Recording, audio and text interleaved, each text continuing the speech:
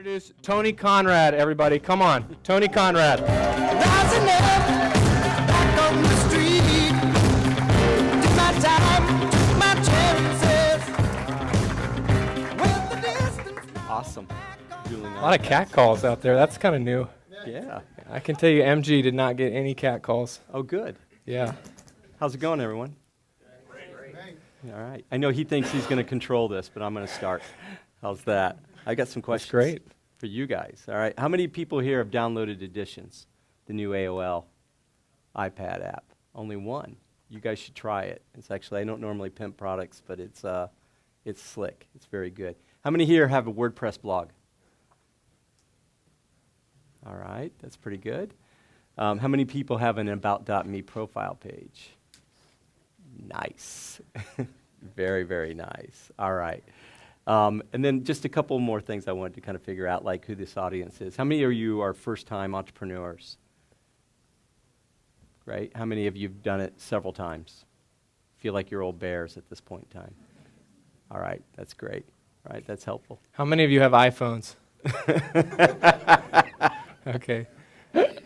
So we are so excited to have Tony. We've had this on the calendar. It feels like for a long time. We really appreciate you coming.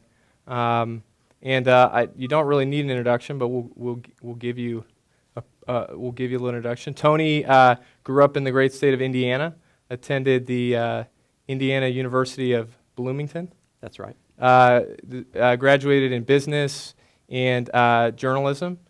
He then went to New York City and France and across the world working for Danone, the French yogurt.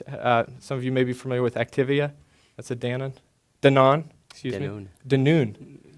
Excusez-moi.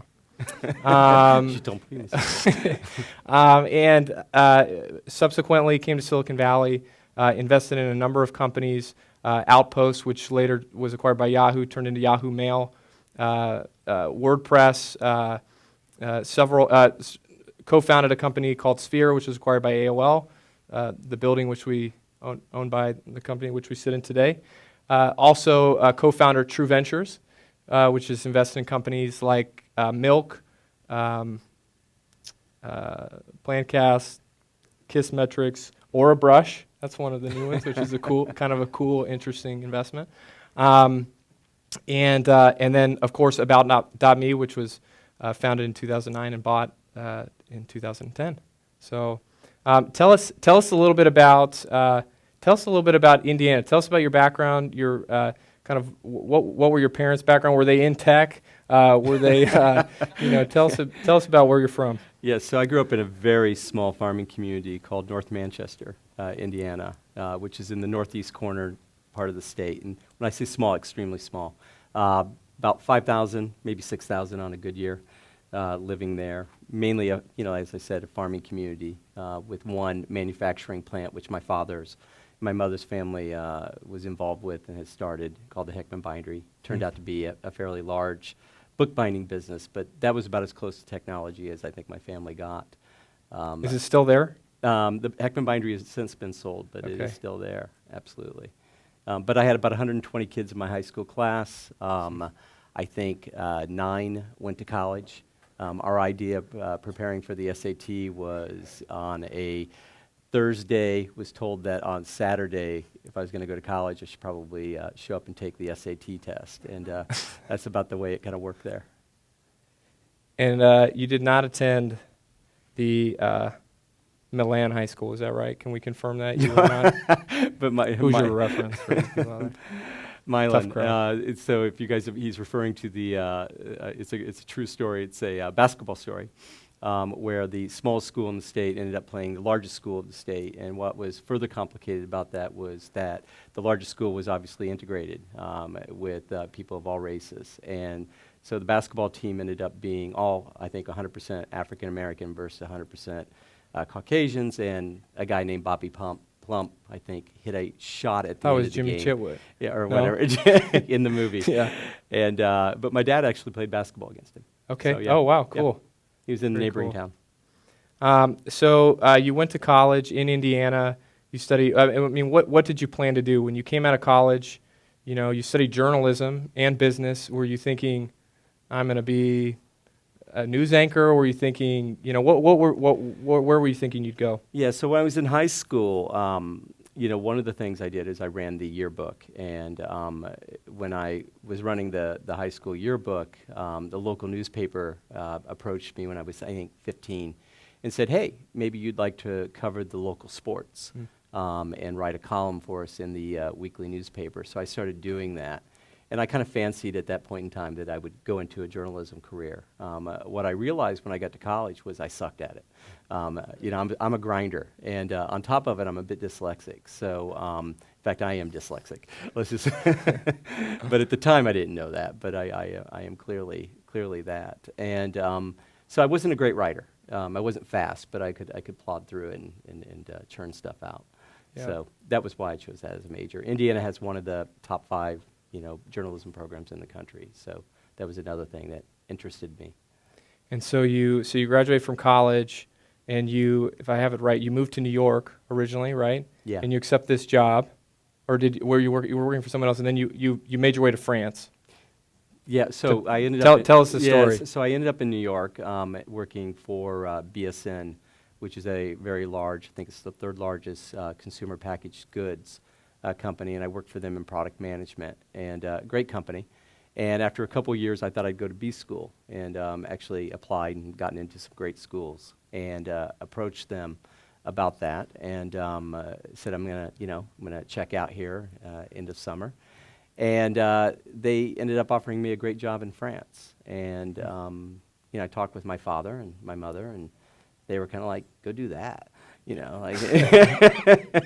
So I deferred my B school, and I deferred it again, and one thing led to another, but I ended up living in France for about 4 years, 3 of them in Paris, 1 of them in southern France, and I had so the southern France stint was at the beginning because I wanted to perfect my linguistic skills, and I wanted to get as far out of Paris to do that as possible. And so I went to the southern part of the country on the border of Spain, where most people speak Spanish as a second language, not English.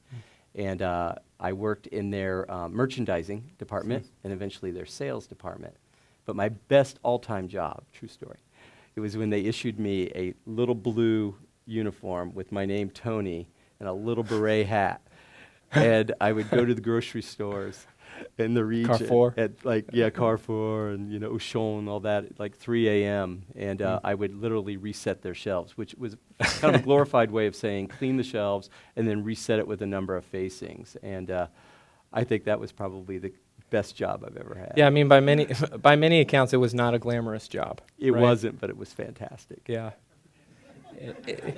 Is it true that even when you were there during the late 80s and then the early 90s, you were setting the seeds for the future Jamie Lee Curtis Activia campaign? Do you take any part in that? No. Seeds that you don't? No, okay. I don't. Well, my information is misinformed, but apparently we don't have a lot of TV watchers in the room. How is living around the world? How did it influence your career, your perspective? Well, I think I think it's a continuation of some things that probably. I talked to Evan Williams about this a little bit because he grew up in even a smaller town in Nebraska, as I think many of you know. And I think one of the things that happens is, it's not really handed to you. It's, the SATs, 2 days before. You kind of got to go get it. And, in my community, I kind of grew up in somewhat of a privileged household because we employed a lot of my friends' families and whatnot. And so I think that I probably took 2 very good skills from that. One is, figure out what I'm going to do and go do it because nobody's going to really do it for me. And the second one is how to fit in, right? When you're employing people's, when you're employing your friends, fathers and mothers, that's a weird thing in of itself. And so, those were really good lessons. When I got to France, nobody said to me, go live in southern France. Now that sounds glamorous to you, but Paris was pretty glamorous to me too. And actually, I just met my girlfriend, who became my wife. So even furthermore, I didn't really want to move to the southern part of France, but I knew that was the right decision. And so I did that because I knew it would help me linguistically, And when I came back to Paris, I had to be able to play. I mean, this is an A-plus level company, and I had to be able to play at that level and had to be able to play it in their language. And so, I took a lot away from that. And then the Indonesian experience, I just think, once again, you're trying to assimilate in cultures. There's a lot of sensitivity. That's very much almost a right brain to left brain kind of switch when you move out of a Western society into an Asian society. And, once again, fitting in, I think, and trying to figure out how to navigate the system. Yeah. So you have all these, great experiences across the world. You eventually make your way back here in the early 2000s, 2003, 2004. And, at that time, give us a sense of, just very quickly, I mean, in 2003, how hard was it to get a meeting with Tony Conrad? If, Not very hard. Yeah, I mean, you came in and and please tell us, I mean, not that you were a nobody, but you kind of came in as this kind of new person in the area, right? Yeah, and actually I showed up in the Valley scene kind of in the late 90s. So I got I had the privilege of going through the first boom investing in a partnership called VSP. And turned out, there's a good lesson there as well. It turned out that was not a great partnership, great fit for me. But by the time the 2003, 2004 time period rolled around, I think we saw a whole new breed of entrepreneur. And I just think most people didn't recognize it. And I was fortunate enough to kind of be in those circles, and I could see it. And so I made an investment in a company a lot of you probably know called Odd Post. I invested behind Ethan Diamond and Ian Lamb, and then my good friend and partner Tony Schneider, who I subsequently have founded a business. I sit on his board at WordPress today, and he's a partner of mine at True Ventures. But I saw that lean, mean, methodology in play before anybody was really doing it. They were working out of libraries. They still, even Ethan today, true story, Bandcamp, as famous as he is and as good as he is, his new startup for the last year has been out of a library, right? Even though he had funding, just to keep it real. So that, in that time period, it was very easy to get a meeting with me. The question was, could I get a meeting with anyone? Yeah. But the Odd Post deal ended up being one of those very quick turn deals. And because it invented, Ajax or put Ajax on the map, there's a certain cachet that comes along with that facilitates introductions and makes a lot of stuff happen possible. And so in that same year, you co-founded Sphere, and talk a little bit, about kind of some of the things you learned there. You were a full-on, co-founder, partner. And the kind of experiences you learned there. Yeah, so it turns out 04, 05 ended up being a vintage year. And I had made a decision in 04 that I was going to go back to some basics. And the guiding principle for me was I was going to work with people that I was jazzed to work with. And I can't underscore this enough. This is a basic principle in life. If you're not in it, then, go find it. It changes everything. So, I looked at Tony Schneider as somebody I really wanted to partner with. Phil Black, John Callahan, these are all my buddies, that now we formed True. But it turned out that that period was a good period. We founded in the course of 3 or 4 months Sphere, where I was a co-founder. I helped Matt. I'm not a co-founder in WordPress. I want to be clear about that. But I helped Matt get WordPress started and funded and structured. And we ended up funding that. And that's, I think, it's got a huge future in front of it. And True Ventures, our first fund where we raised, I think it's just under $175 million. So that turned out to be a pretty good time period. Yeah. Maybe maybe it's Branch Rickey, lucky, but but you create your own luck. Yeah, and so Sphere was later acquired by AOL. Talk about, that was no overnight success, right? I mean, it was a... No, that took 31 months, which is, still somewhat short. But that was, that was a slog.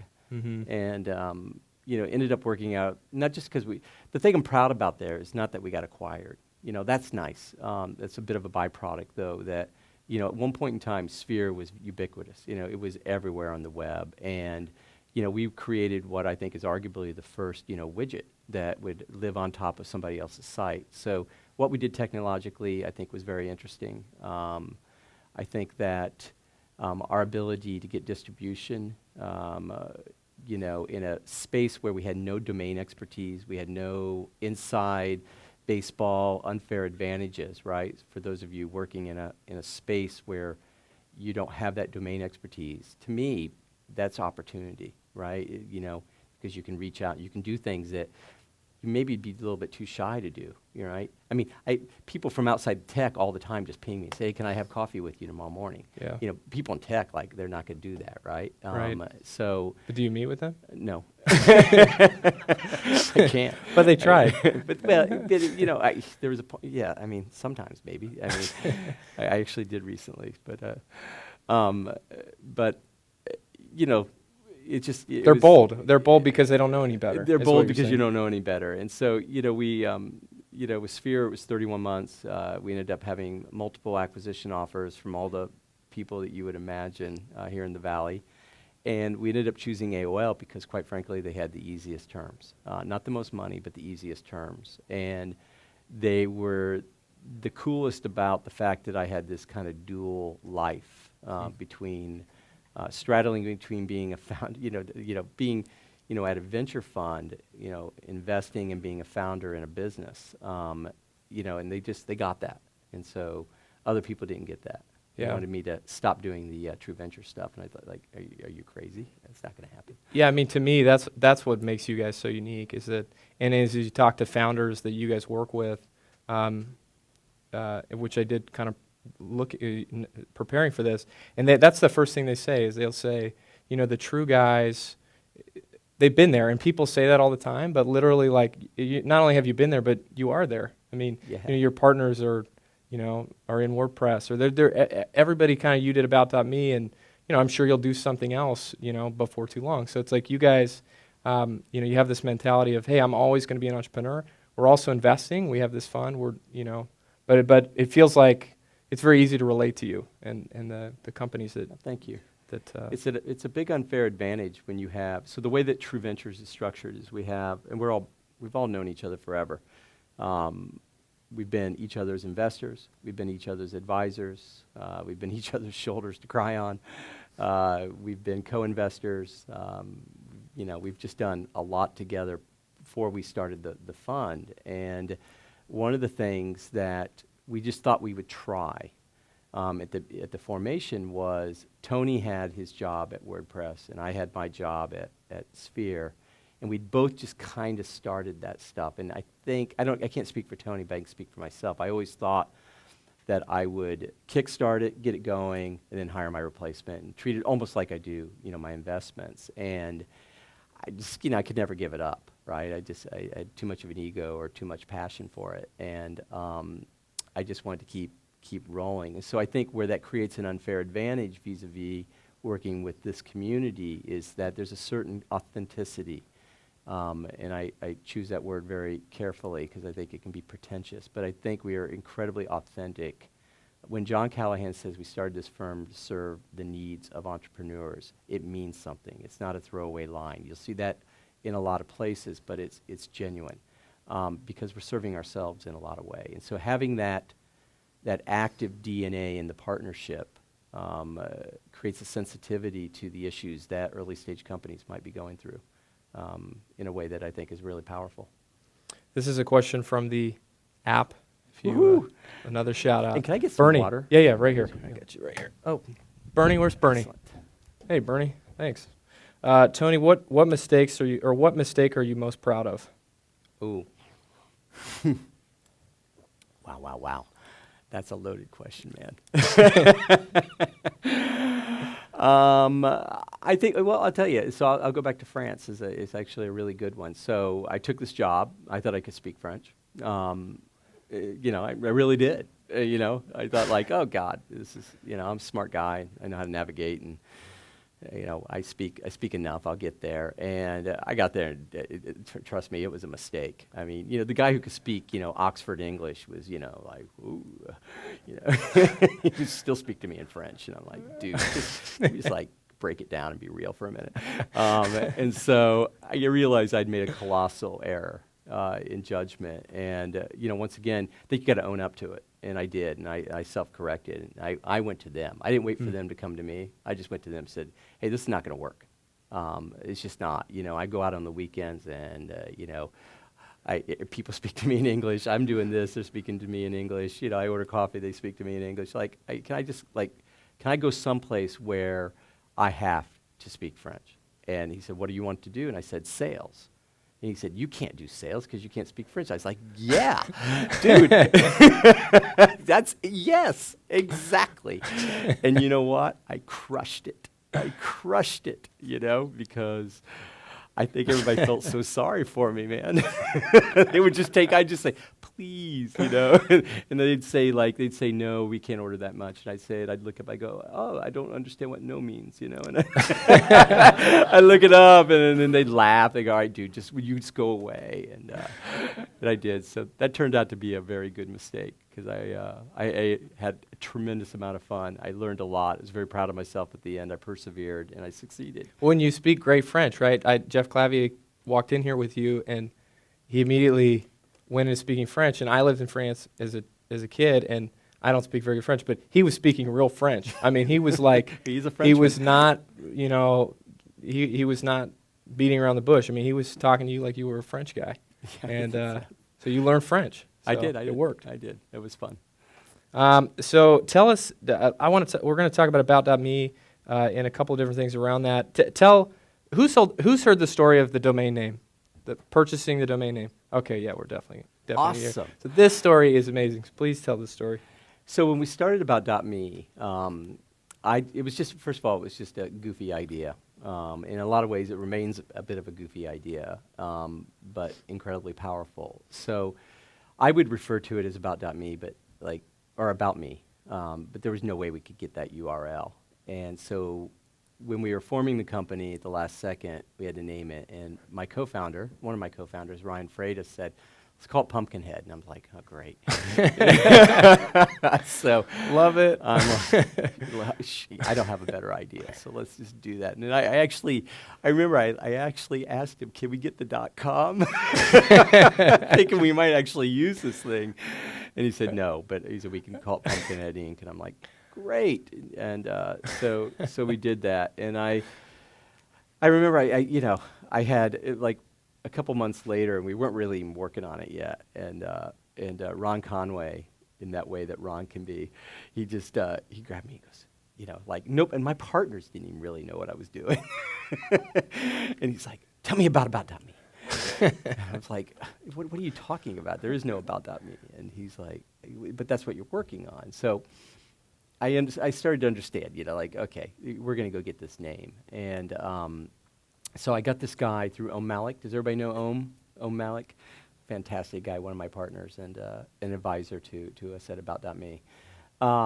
So I said, hey, Om, I need to get this domain. He goes, oh, you got to talk to Krudel Desai. He just knows how to navigate those corners and figure it out and all that. And I'm like, okay, why not? So Krudel comes back. He goes, it's a tough one because it's owned by the government of Montenegro, and it's that's domain.me people. And I'm not sure I know how to get this one, but I'll do some research and I'll figure out who we can talk to. I was like, great, go do that. And so we finally start exchanging with them, and we have to do a presentation, which I asked Krudel to pull together. I give him total credit for this. And he got me on the phone with Natasha. And that call was I think the first call was at about 12:30 at night, our time, which is not that bad, but, for an old guy like me, it's still 8. And so we did the call, and we subsequently did about a dozen calls. And every one of them was between 1 and 4 a.m. And I just, I like to say I just shook this thing down. I just shook it off the tree. I grabbed it and I wrestled the government of Montenegro down. And I I'm going to have this URL. And there was, I think, in like the 6th or 7th call, they said you can have it. Huh. And I said, well, let's hold on. I haven't talked, I really wanted them to be fully invested in us having it. So we ended up doing another 4 or 5 calls with them at that time. And me walking them through the idea, getting every single person in their food chain involved. Because I didn't want, it's such a, Montenegro, I didn't even, be honest with you, I think of myself as a world traveler, I had no idea where it was.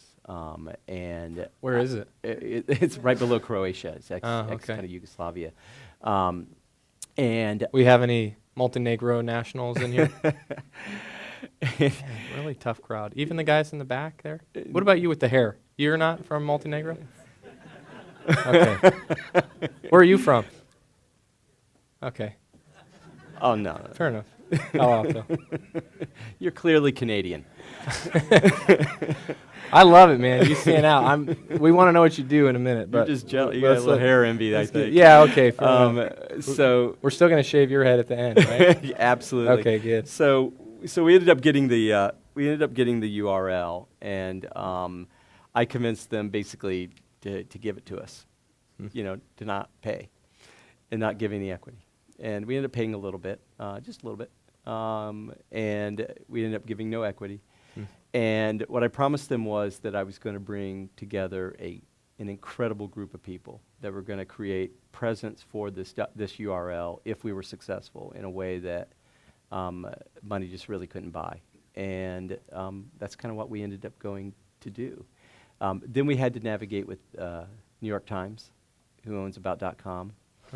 That was particularly difficult because Martin Niesenholtz, who's an extremely good friend of mine, runs digital there.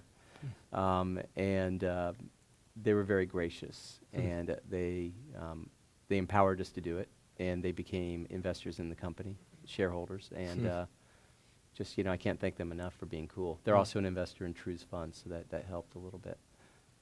Wow. So it seems like, that to me is it's a kind of a consistent flow through all of your things. You have this ability to really sell vision. It's interesting that you would, that early on, you're so early, right? You're pre-code, right? Or no? Pre-code for sure. Yeah, so you're selling these images or designs or something, or maybe not, maybe it's just Keynote, but you're selling this huge vision, which, how do you do that? Is that just an innate thing, or is that something, somebody has an idea, how do I sell this vision that it's going to, revolutionize the industry that it's in? Well, vision's interesting. You should always talk about your vision. The more you talk about it, the more you realize it needs either refined or it resonates. And we got lucky. Ours resonated and it didn't need a lot of refinement. But I think once you're able to really buy into it yourself, it's a very empowering thing. I think you can convince anybody, to join you. And Yeah. I think that's why, not going to call myself a great leader, but I think that's what great leaders do, right? I think that's what great founders and entrepreneurs are capable of doing, which is unique to the Valley.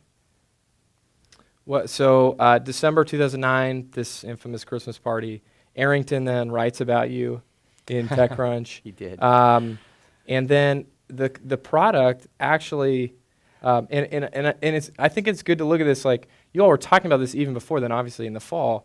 So it's not like, some people are like, oh man, they didn't even launch this thing, and it's like already gets bought. This is ridiculous. But it didn't. You guys spent, in 2009, you're working on this. It gets talked about, and then you do an official beta launch in like September of last year. So a year ago. Yeah. And did you have like an alpha stage where you had people in, or was beta like 0 users? September you had 0 users, or did you have users before that?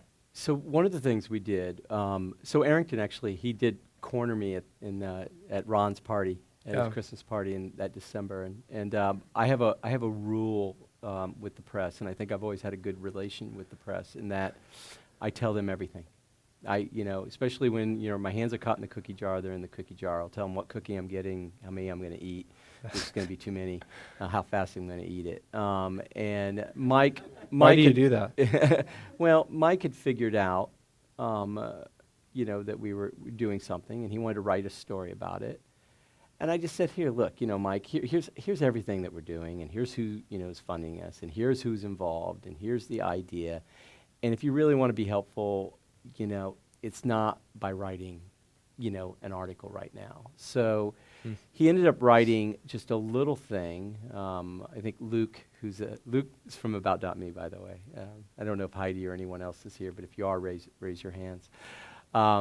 He ended up, and Luke was our first hire. So Luke's super special in a lot of different ways. Nobody poach him, but he was there for the whole ride. And so Mike just wrote a little thing that we were getting funded. Yeah. Didn't really talk about what we were doing.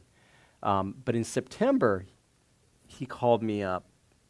I can't remember how this all went down. I think he called me up or whatever for something else. He goes, by the way, are you ever going to launch this thing? And I said, yeah, we're starting to work on it, in earnest. He said, so what's new with it? And I said, well, we got the URL About.me. And he goes, that's killer. He goes, that's great. Can I write about it? And I'm like, no, please, not yet. That's just going to create a bunch of, a work on our end that's not going to be helpful. So a week went by, and he called me back because I'm thinking about this, and I really think you should let me write. And I know you think I'm being self-serving, but I'm not in this case. I have a great idea for you. He goes, since the URL is so literal and such a killer awesome URL, why don't you allow people to pre-register their name? Because people lost their names on the web a long time ago, and it's like you can get your name. And I kind of thought about that, and so Luke did a quick little sign-up page for us, and we put it out there. And I think Luke was calling me he called me the next day. I was going up to Foo Camp, O'Reilly's thing, and he says, "We are signing up like 3 people per second." I mean, Wow. It was just crazy. This is after the article had hit. Yeah, after the article had gone, Yeah. and it was like a day. It was through the entire weekend, and we came out of that, and we had a good couple 100,000 people. Wow. That had signed up pre-registered for a product. And what that told me and told us was that the value proposition, no matter how thin the product was going to be, the value proposition really resonated. Mm-hmm. That there was a massive audience of people out there that do not have a kind of a presence on the web. I think most of this crowd is a bit unique. You either know how to code it yourself, or you know how to go do WordPress or something. But most people don't have that. I'd say 99.5% of the people that use the web don't have that. Can you talk, and I know you've got some really, really cool slides here. Can you talk through, how do startups differentiate, and how do they, where does, who's a founder in here? Do we have, good group of founders? How many people work at a startup, including founders? Okay, so basically about the same amount. But That's awesome. Can you talk a little bit about how a startup would differentiate? Sure. In fact, I can just show I'll show some Yeah. slides here. Hey, so I wasn't going to bore you with a PowerPoint Let me presentation. hold that for you. Oh yeah, there we go. Thanks. Let me kind of just flip through here. All right. So this right here to me is the first thing. This was the first point of differentiation, and it goes back to what we were just talking about. And the power of having a name that is really a perfect fit with what you're trying to do, which is to give people a place to curate the identity on the web, right? I cannot think of a better name than About.me, and to be able to put my name against it. And so this was something, that we really thought through long and hard, and we weren't going to settle. We weren't going to settle for Pumpkinhead. We weren't going to settle for Trazzler. We weren't going whatever it is. We weren't going to settle for a name that I hope there's not a company named Trazzler. There actually is a if there company is, named Trazzler. I'm sure it's appropriate for what they're doing, but It's a I hope. It's a travel website. Okay, great. Actually, Evan Williams is an investor. Yeah, great. Shout out to Ev. But anyways, so this was our first kind of point of differentiation. The reserve your name thing, I thought, there we're showing the product, and, we're getting Mike, to write about it. That was really great. Then we talk about, hold on, this to me is the key. This is the money. This is it. This is the slide. And what we did in this time period was we were, as Luke will remember, we were a 3-person and then a 4-person team, and we had 26 advisors. And I remember somebody saying, like, that's crazy. You're supposed to only, you're supposed to only have 4 or 5. And I thought, well, why? Why 4 or 5? Why 1? Why not hundreds? And I know so many people in this community at this point, so many people I like, big names, little names, just, people I'm impressed by, that I want to have them involved in our project. And if we can have them involved, it's a good thing. And so what I didn't understand was the power of this in helping us to recruit what is arguably, one of the most talented, certainly one of the most talented development teams that I've had the pleasure of working with, both as an investor and as a founder. But it also enabled us to just get a lot of unfair advantages in terms of resources, people willing to do things for us. And then this group of people, and I never thought about it, but the exposure. Just the fact that these folks were going to become the face of our company in a lot of ways. And we're going to be the first people to set up pages and then to tweet those pages and to establish the behavior of our product, right? Everybody has this group of people. You may not have Kevin Rose or Dick Costello, but you have your group of people. And that's where it starts.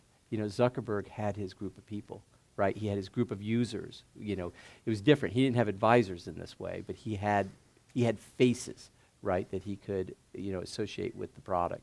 And so the one thing I would encourage you all is have a big net and, just find people spontaneously, and those people maybe you've targeted, but find people that you can get involved in your project because it makes sense. So this group of people here divides up into people that I think have specific expertise. So Krudel Desai is on there that we talked about. Heaton Shaw, who understands, I think, as much, if not more, about conversion funnel marketing than anybody on the web. That helped us a lot with virality. To Bram Rickey, who's our CFO at True Ventures and did all our bookkeeping. So very tactical. I need something out of them. To people that I didn't need anything from, and I didn't expect anything from. I didn't ask Kevin Rose or Chris Sacca or any of these people to do anything, and I wouldn't, right? I gave them shares to be in the company as a token of we're all in this together. I vested those shares 100%. I had a very simple 2-page thing that would just cover us for an exit when we sold the company. I know you have to do that. But there was nothing in there that outlined you're going to do this, you're going to tweet. Tweet once a week. No, it's all that silly. People do things because they want to do them, and that's the most powerful.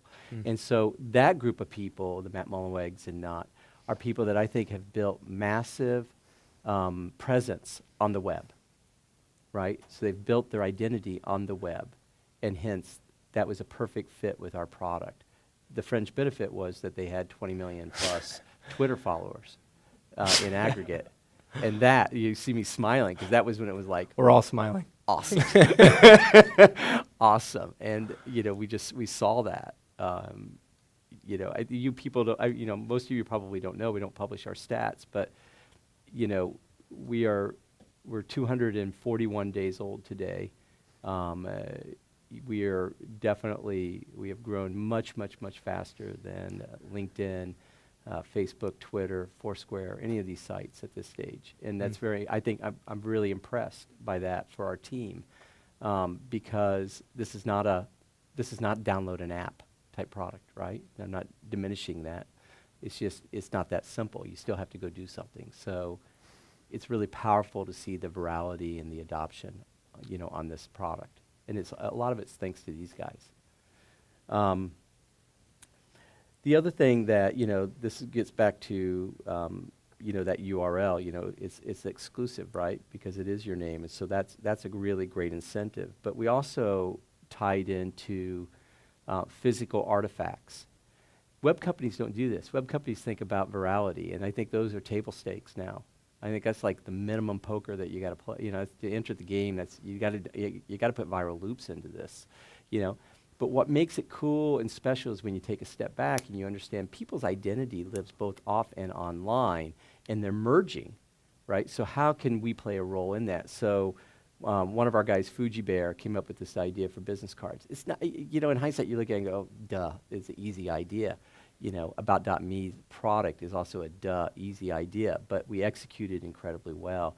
And we have a ton of people that are out there handing out free business cards that we gave them, with their picture on it, so everybody can remember you, and your about.me URL and a QR code, and you can put whatever information you want on the back of this, and we give those to all of our users, 50 free, when they start. So it's really, a way of differentiating. We did physical billboards. So, think about that, right? So you see billboards. Big companies use them all the time, but little companies don't. And when you have a product which enables you to leverage the visual identity and the narrative of your user base, to be able to put that in places such as, physical billboards is amazing. So you put Kevin Rose up, what do you think happens? Kevin tweets it. There's your connection to virality, right? You don't think of it that way, but it provokes such reach because even he's kind of like, wow, I'm on a billboard. That's cool. By the way, we haven't put Kevin up yet. We are going to do that, but we've done a bunch of people. We've put a bunch of people on taxi TV screens like Veronica Belmont, and they tweet, and then all the people that are following them tweet, and they think it's cool, and then people see the brand and they come and they sign up. So we do a lot of those kinds of things. But here's a tweet from Veronica. So how many of you have signed up for our Times Square billboard contest? Oh, come on. All right, for all of you that have about.me pages, go log in and you can enter your page in. We're going to pick 10 people and we're going to put them up in Times Square on billboards. And, and we're going to make sure that we level set the contest to make it fair, so people that don't have 1,500,000 followers, there'll be people from every kind of aspect of the web. But here's what Veronica did, right? Look at this. I don't pander for things much, but I'd love some votes to put my about.me profile on Times Square, about.me Veronica. That's going out to 1,700,000 followers. That is huge. That is just huge. You can't buy that. So these are the kind of things that we've done to differentiate. So, I don't know, I'm not looking at the questions, but so I'm sitting in this chair, I'm looking at these faces, right? Sorry. These 25, jaw drops, right? Like if I could get one of those, it'd be amazing. You've got all of them.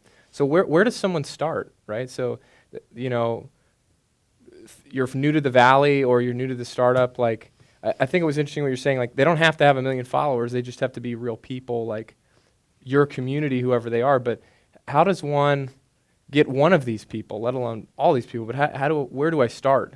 I think you have to be patient. You have to invest. You may not be able to get them for this startup, but you need to be, in the scene. I always say it's a contact sport. You have to be out there. Even at my age, I'm out there. And that's tricky. I got a family and I've got other things, to navigate. So, but I think you have to, if you're going to be an entrepreneur, you have to think of it as a career. I don't think enough people do that. And think about the steps and be patient about the things that you're going to learn, the relationships you're going to develop over time, how you're going to be able to engage in those relationships. You don't have to get it all, on the first date. It's like wow, sorry, it always comes back to that, doesn't it? But you don't have to go from zero to marriage. It's like, I don't know. Somebody here tonight, hopefully I'm going to get to know, and over time I'll bump into you again and get to know you a little bit better, and maybe one day I'll be inclined to say, yeah, sure, let's do that, because I know you a lot better. So I think you have to take a long-term view. In the short term, I encourage you still, you got to, especially if you have a social product, even if you have an enterprise product, actually, to be honest with you, it doesn't matter. You should get your posse around the table, and you should stretch and try to find, I always tell people, find the most interesting, biggest name, highest value person that is a layup for you. That is just a very simple person to ask, and it wouldn't be out of place, and to get them, and then anchor around that person and build. So It's a true story. Kevin Rose is one of the last people I asked here. Because Kevin and I we know each other. In fact, he's one of his lead investors in his new company. And so Kevin and I, we know each other, but we didn't really know each other. And I thought asking him to be an advisor in my company, given kind of his stature in the web, I thought that was a pretty big ask. And so I waited until I had a lot of these other folks. So he understood what he was opting into, in addition to just being part of something that I was involved in. And when I asked him, he's like, yeah, this is such a great group of people. Of course I want to be a part of it. And he was very gracious to join us. So that's how. A question from Chris. Where's Chris? Chris Dugan. Hey, Chris. How much of launching a product is about luck and timing, and how much is idea versus execution, in your opinion? Well, let's go back to the first slide. Let's go. Great. Right, here we go. So this is Branch Rickey, and what's interesting about Branch Rickey is a lot of people thought he was lucky, but he was the first guy to set up farm leagues. So he created his own talent pool. He was the first person to integrate baseball. He did a lot of remarkable things, irrespective if you like the Dodgers or not. And I like to say, you kind of create your own luck. And I think, with About.me, we were thinking through these steps, every one of these steps, in a very serious way. Months, almost a year before we were launching, we were thinking about who's, the URL. That's not luck. You go get it. People say, "Oh, what a great URL." I had to earn that URL. That didn't just fall in my lap. I had to go get it. It's getting these people in place. A very patient. That group of people up there, that took us a year, right up until launch, to kind of complete that roster. So we were always adding people in, and then, so I think, the question, I think you're the answer is both, right? You need to create your own luck, but I think you need to execute to put yourself in luck's way. And, I kind of go back to earlier lessons in my life. It wasn't handed, to me, right? And so I had to network, and I had to put myself in a position where I could be lucky, right? Where I was mixing with interesting people that could be helpful, that I could learn from. And I think we applied those lessons, here. I think Luke, I point to Luke, I think Luke is in the beginning of his entrepreneurial career, and he's going to do a lot of great things. He's put himself in luck's way, right? He got involved with a great team. He's being patient. That's my plea, don't go. He's being patient. He's working with us. He's generating tremendous goodwill. And, when he goes to do his next thing, he's enhanced his chances, tenfold, if not 100-fold. And so he's taking a very calculated, methodical approach to managing his career and managing something he might be doing way down the road. And I think that's powerful. Daniel Cooperman, where are you at, Daniel? Yeah. Has a question, which this is going to lead into something else, but how do you spot a startup that's worth investing in? And I want to apply that to some specific companies that you have invested in and entrepreneurs. How about the first is MakerBot? Oh. What's special about MakerBot? What was it when you met them that made you say, man? Everybody know about MakerBot? So nobody does. That's not good. Actually, this did a big round led by Foundry, Brad Feld at Foundry, who has an impeccable reputation for investing. So Bree Pettis is a guy who has been around robotics for a long time. He was a school teacher, not a techie, but became very fascinated with making things. One of the founders, I believe, of Make Magazine for O'Reilly's group, and became a bit of a face for that, and was involved in a lot of stuff around robotics, and got this idea a couple, 3 years ago that he wanted to make three-dimensional printers, which can print physical objects. And, He built some really crude prototypes. I think this is a little bit like Apple. I think we're so privileged to be a part of this company because it reminds me of those first Macs, or those first Apple computers. I mean, he had made it out of wood, and it had all the electronic and digital or lasers and all that stuff inside. But he kept it really kind of real. Now they have like a really incredible product. So I think what made Bree special is that he had such credibility. I think we'll continue down this path as we look through people, my guess, is he had such credibility in his domain that I knew that he could assemble that group of people for his community. No problem. Like, he can do that. If Bree calls, somebody's going to be honored, to at least have been asked. They may not do it, but they'll be honored, and they'll take the call. And so I think that improves his chances for success. Plus, I want to be a part of stuff that's not just about tech, or like traditional tech in the way that we think about it.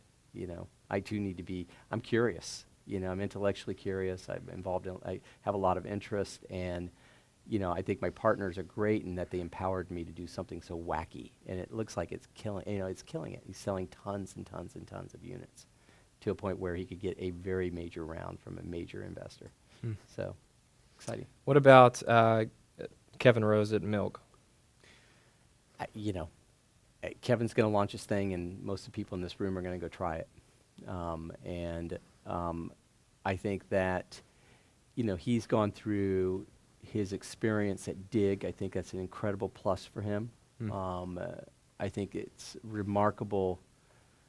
It's remarkable somebody like Kevin, who has a very public life, is as close to a digital star, a Hollywood kind of star, a little bit crossover in a lot of ways, as I think we have in our community.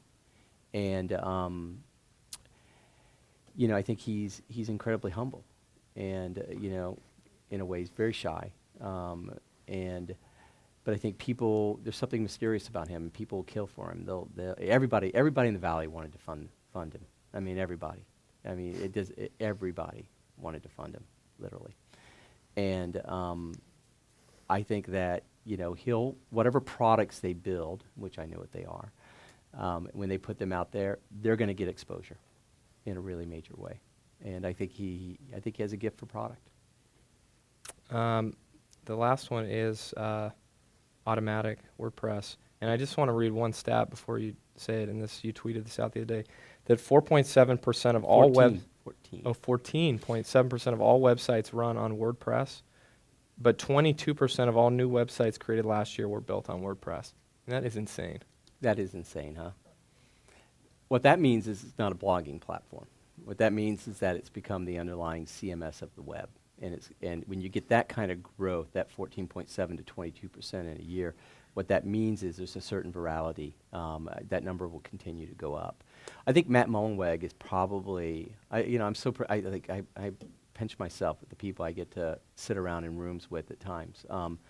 I think Matt, not to exclude anybody else in the list, but I think Matt's maybe, one of the most special entrepreneurs of this last decade. I think he's I call him once in a generation type engineer. And he takes an incredibly long-term view. He understands product. When I met Matt, he was incredibly young. I mean, he's still young. He's 27 now. Is that hard to believe, huh? And I think he was a robust 18 or something like that. When we started talking in Houston, he'd never seen snow. There was a certain naivety about him that was amazing. But I got on the phone, and the way I got connected to Matt was that Malik was writing, this is back to Odd Post, he was writing a cover story for Business 2.0. And he asked me to come in. That's how I met actually. And at the end of the meeting, I do something I always ask people, like, so what do you see? Like, what's cool out there? You got anything that's, I should take a look at? And he says, oh, there's this web logging thing or journal stuff, and, not many people are doing it yet. This is 2002, something like that. Not people are doing it yet, but it's interesting, and, whatever. I said, is there any company that goes, oh, well, there's this movable type thing, but I think that one's already being funded, and there's this thing, press.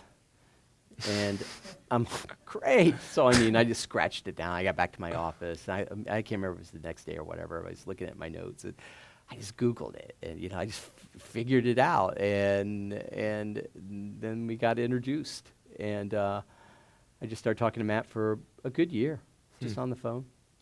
I remember the first time I hung up from him, I was like, wow, that is a special guy. He could talk product in a way that was very human, and at the same time, so beyond my comprehension. He is a human, right? Well, he is, yeah. He's a superhuman. Yeah. He is. And so, when we funded WordPress, just to be clear, Blogger was out there, Movable Type, all these guys, and, I'm really proud to be a part of that.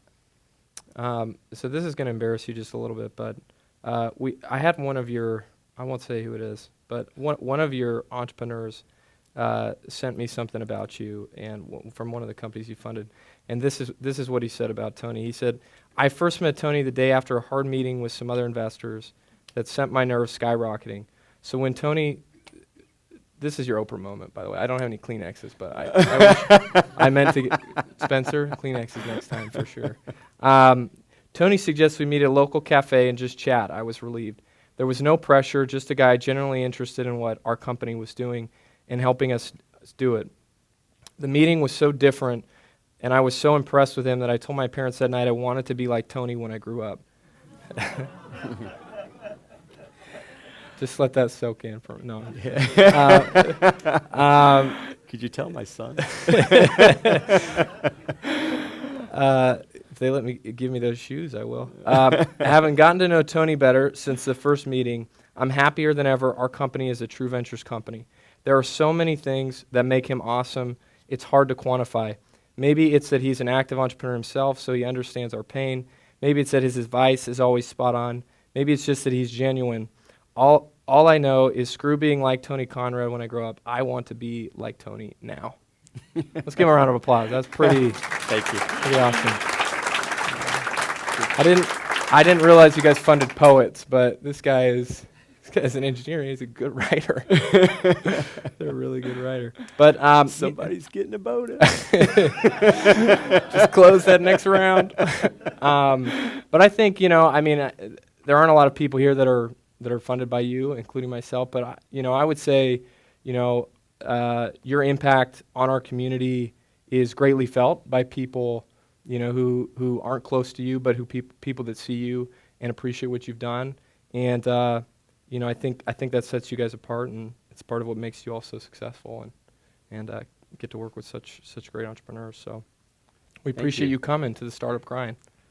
Truly a pleasure. How many of you have seen Midnight in Paris?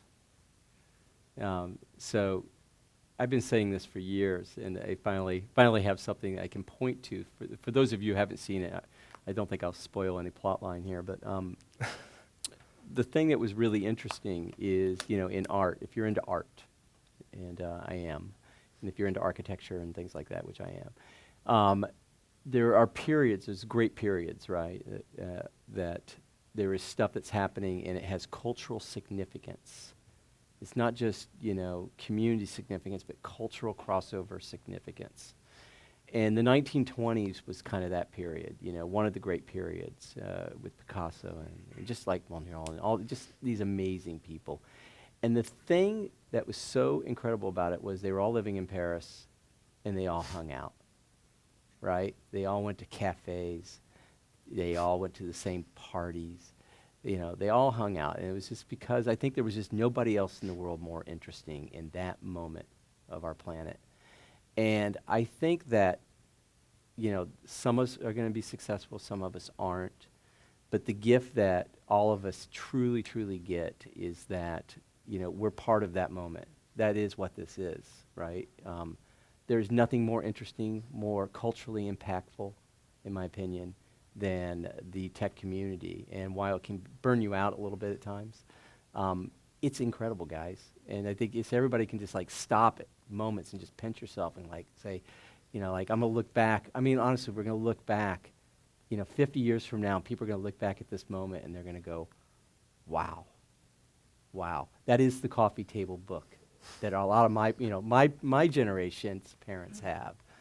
I don't know about your guys. You guys are all young enough, most of you, that maybe it's not, we've already passed that. But, you walk into my house and there's there's art books on the glass coffee table, and you flip through and it's these incredible figures, and that's what we got here. And I think, let's just like all lean into it and have fun and like build great stuff and not get too arrogant about it. And I think we're going to look back and go, wow, magic. Let's give Tony another round of applause.